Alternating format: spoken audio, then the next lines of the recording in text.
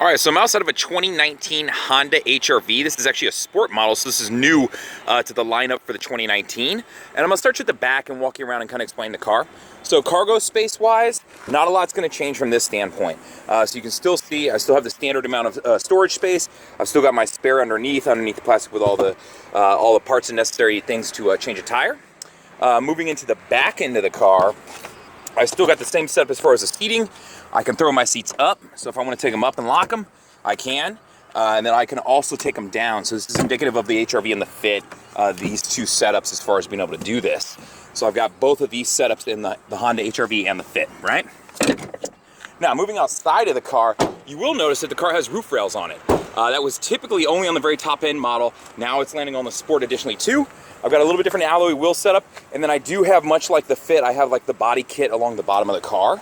So you can see what's going on there. I do have black mirrors and then of course body colored door handles. Now moving into the car, it's a regular keyed start, so the key is actually in the car right now. You notice it does have the aluminum pedals or sport racing pedals. It's what you'd see in like my Accord Sport, things like that. So let's move into the car and go over some things.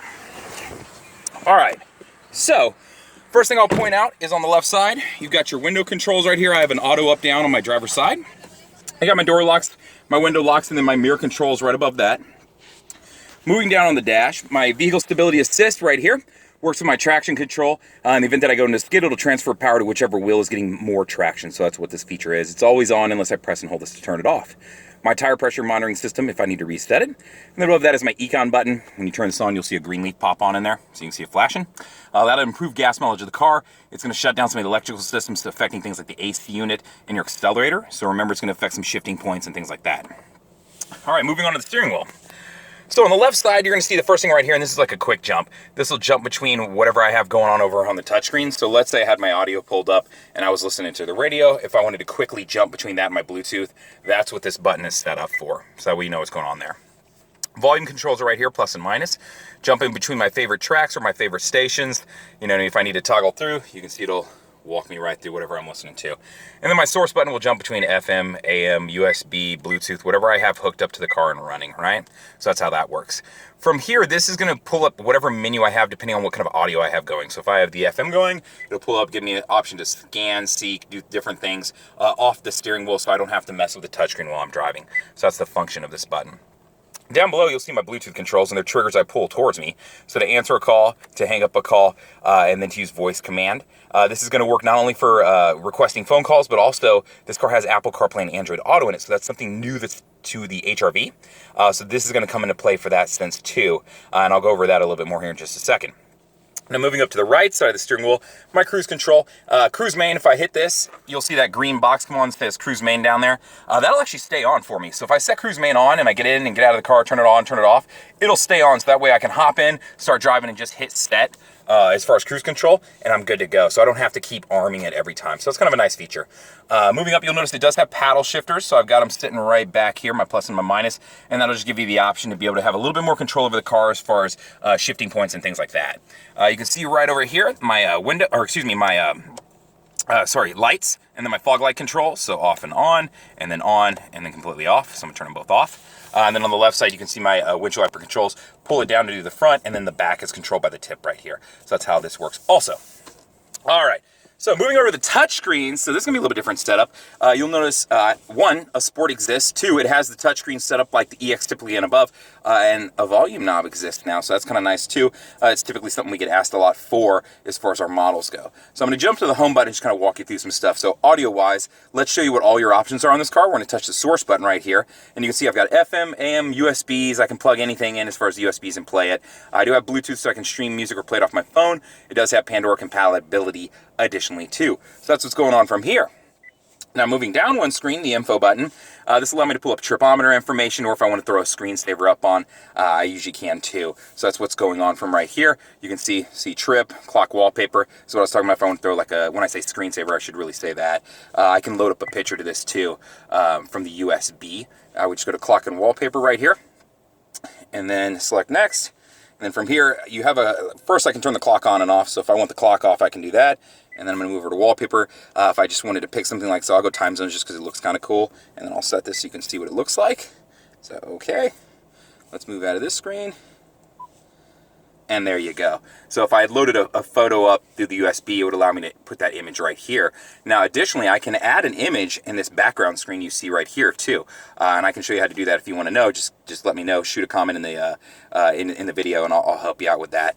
Honda Link is set up to where I can connect up my phone via Wi-Fi or hotspot and be able to receive recall notices, maintenance reminders, things like that on my vehicle. So that's what this function is. Moving forward, you're already starting to see it in my Odyssey and some of my other cars.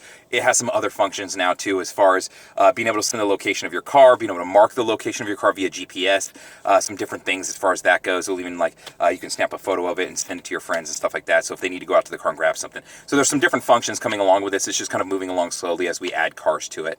Bluetooth controls my phone right there. Once I have a phone connected up, if you have never connected a phone to this car, it'll prompt you through. If you touch this and walk, it'll say, would you like to add a phone? And you're going to say yes. And then from there, you would make sure your Bluetooth's on and hit continue, and then it'll search for your phone. If you need to add a second phone to this vehicle, I'll show you how to do that real quick. We're going to go to settings.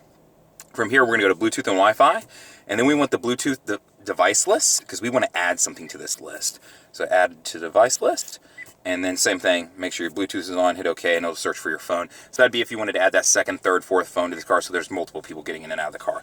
Now, some other settings that I just want you to know about, just general stuff here, guys. As far as like your cameras, if you want to turn the guide lights on and off, you can do that from here. You know, general system settings if you just need to mess with some stuff. As far as, hey, I want the display color to be different, the background color to be different. I want to turn the beeps off, stuff like that. It's all in here, so beep volume, different things like that. So I just want you to know there are some things here to play with. If I press 1 all the way back, and I believe this is a detail information. Yeah, from detail information, I think, is where you can get to it. Maybe. Well, I'll show you that later if you want to see it. I was talking about changing that display screen in the back. Smartphone connection. This is where if I plug into the USB, and you'll notice my USB with a phone down there, it's the bottom one. That's where I can plug in, connect up my phone, and then have access to Apple CarPlay and Android Auto, which if you're not familiar with that, there's plenty of videos out there. You can Google it real quick. But it gives me access to my maps, my music, my messages, Pandora, Spotify, iHeartMedia Radio, just a lot of different apps that you have access to via the touchscreen, right?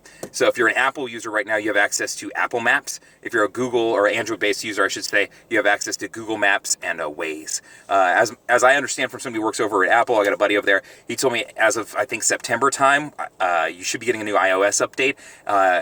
In this update, you'll have access to Waze and Google Maps. So I think you're a month or two out here, in case that's a concern for you. Moving on, your AC controls are pretty standard. Hot and cold, how much air, where you want it to go. That's pretty standard stuff. Same with your shifter. You know, I've got park, reverse, neutral, drive, as far as that goes. So pretty standard setup here too. My parking brake is electronic. To set it, I put my foot on the brake. I lift up on this trigger to set it. When you do so, you'll see park land up there. To remove it, I'm going to push down on it with my foot on the brake, and you'll see park is now gone up there. So that's how that works. Brake hold is set up to where if I'm in stop and go traffic, I have my seatbelt on and the car's in drive. When I come to a complete stop, it'll actually hold the brake for me while the car's in drive. So that's the function of this. It's more of a convenience feature.